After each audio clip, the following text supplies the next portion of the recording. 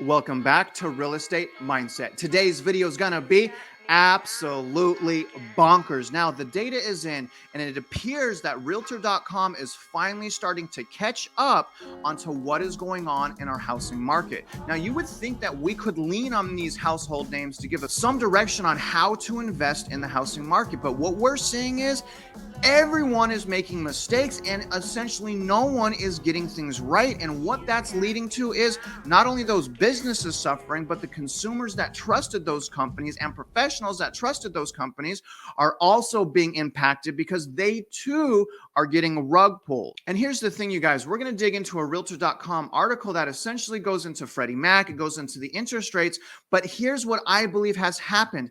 I believe that essentially the Federal Reserve really kind of postponed the quantitative tightening that they told us that they were going to do. So after I'm done reading this article, I'm also going to pull up a chart from Fred Economic Data that shows us how much mortgage-backed securities the Federal Reserve still owns. And I feel like you guys are going to be shocked when you find out what's really been happening with mortgage-backed securities, because the fact is they haven't even been selling them yet. From this chart, they have not even been selling them yet. And what's really intriguing is they're supposed to increase mortgage-backed security selling to $35 billion starting in September, starting this month. So obviously, you guys, that's going to put upward pressure on the interest rates, but also it should be an indication to you that our economy and our housing market is a house of cards. It is crumbling. The only reason it hasn't crumbled yet is the trickery, the trillions of dollars, the smoke screen, and all of these games. But here's the thing, that's coming to an end. We have no choice but to combat inflation. And the housing market is such a beast, you got to let it crash. It has to reset. It has to. It's broken all fundamentals. It must reset. We're going to see that happening. Mark my words. But today, again, we're going to review a Realtor.com article that's titled Freddie Mac, Mortgage Rates Climb as Fed Rate Hikes Are Expected to Continue. Now, you guys remember, I'm not a financial advisor, even if I want to be, even though my bio is as realtor, loan officer, instructor, someone that loves helping people, especially first-time home buyers, someone that had a foreclosure themselves. But guess what? Dug myself out of the trenches, have great credit now. I own real estate now. And I get to show empathy to first-time home buyers because I went through a really horrible situation to get back to where I'm at today. And that's my bio. And for those reasons, please like this video, subscribe if you haven't, comment below. Now let's get started on this article right now. Now, remember, guys, after I'm done reading this, I'm going to pull up the mortgage-backed securities so that you guys can see the alarming trends that I'm also saying. But let's start here. What happened to mortgage rates this week? What a question. How about inflation? How about the Federal Reserve's multiple warnings? The Freddie Mac fixed rate for a 30-year loan maintained its upward momentum this week, rising to 5.66% following the climb of the 10-year Treasury. Financial markets continue to react to the Federal Reserve's firm commitment to monetary tightening in order to bring inflation closer to the 2% mark. This week's remark by Cleveland Fed President Mester, who is also a voting member of the FOMC, were a clear indication of the current policy direction. She stated that the Fed needs to drive the benchmark rate above 4% by early 2023 and keep it steady through next year. The current policy rate is 2.25 to 2.5% range, pointing to expectations of an aggressive rate increases over the next few months. And you guys, I believe that's exactly what's going to happen. I believe it's going to get aggressive, and I believe it's going to get a lot darker. And here's the thing, real quick, pay attention to what I'm about to say.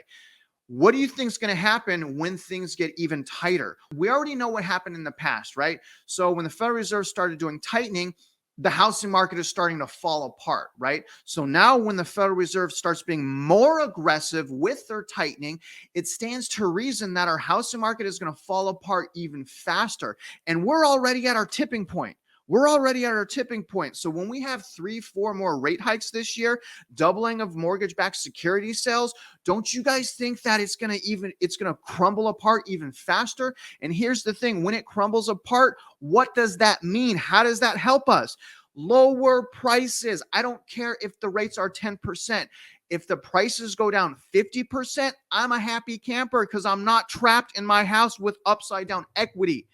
And eventually, hopefully, as long as I meet the qualifying factors, I can refinance out of a 10% rate. I can't refinance if I'm trapped upside down in my house, right? Some people still don't get that. I don't understand why they don't get it, but they don't get that still. So you guys help me explain that to people. Let's jump back into the article right now. All right, so they also have this little chart here, and this goes back to 2018. So again, this is what I hate to see. Look at this whiplashing right here. This is a total whiplash. It's really horrible, but you can see, starting around July, at the beginning of July, rates actually trended downward. It went up right here a couple of weeks, but it ultimately trended downward. And I believe that's why we saw a couple, spikes of pricing going up, maybe certain areas that inventory went down a little bit. It's because of that initial interest rate drop in July. Also, it's shaking loose all of the fear of missing out. And also new home builders started doing buying incentives, aggressive buying incentives in some metro areas in July. So I think that's what we're going to see. And you guys can already see this is heading up. Here's what's going to happen in my opinion. I think we're going to hit 7% this year. In fact, I'm willing to bet money on it based on if you guys give me the right deal on that, but I'm willing to bet money on it. We are already seeing certain buyers, right? Certain buyers that maybe they don't have 20% down. Maybe they have like a 620 credit score. They're already at 6.5 right now. People are already getting 6.5 right now. So why wouldn't rates get into the 7% this year, right? I think it's going to happen. I think what happened in July with it kind of loosening up a little bit, I think that was a massive mistake. I think that they should have continued to tighten through July. Because they didn't, I think that's just going to lead to more problems. Let's hop back into the article right now. All right, here's what this means.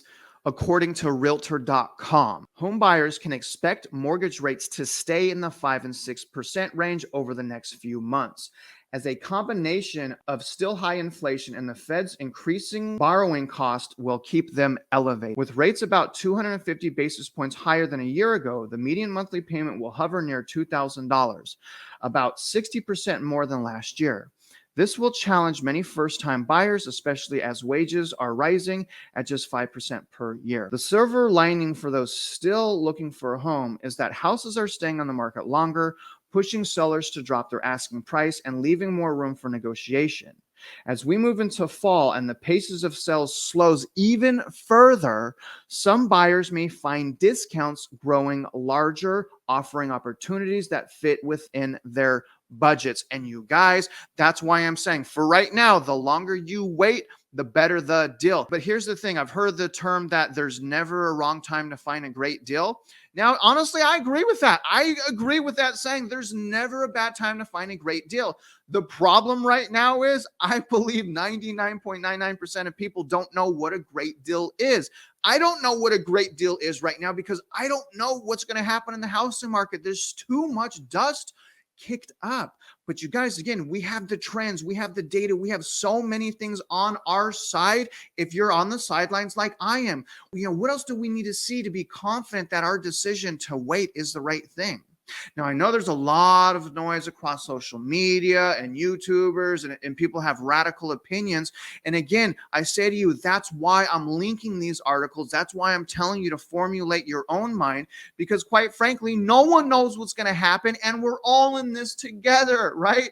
So the more people we can talk to get opinions, right? Logical opinions, in my mind, the better, because we want to win. Anyways, guys, sorry for the rant. Let's finish out the article right now. Now, let me show you this. This is what Realtor.com puts out. And here's what I want to show you guys that I do not like, because we're in a transitioning market. We're in a crashing market. So a lot of people, as you can see here, are going to do year-over-year changes. Do you see that? Y-over-year change. So when you first look at this, look, median listing prices plus 13%. This is super deceiving to me because it's not showing where the market is headed right now, right? It's not showing you the downward trajectory. So I don't like that at all, because, again, when you first look at that, it looks like, hey, we're still in good shape. Prices are up 13%. But the reality is anyone that bought a property in June purchased a property at peak. On average, those houses went down 6%.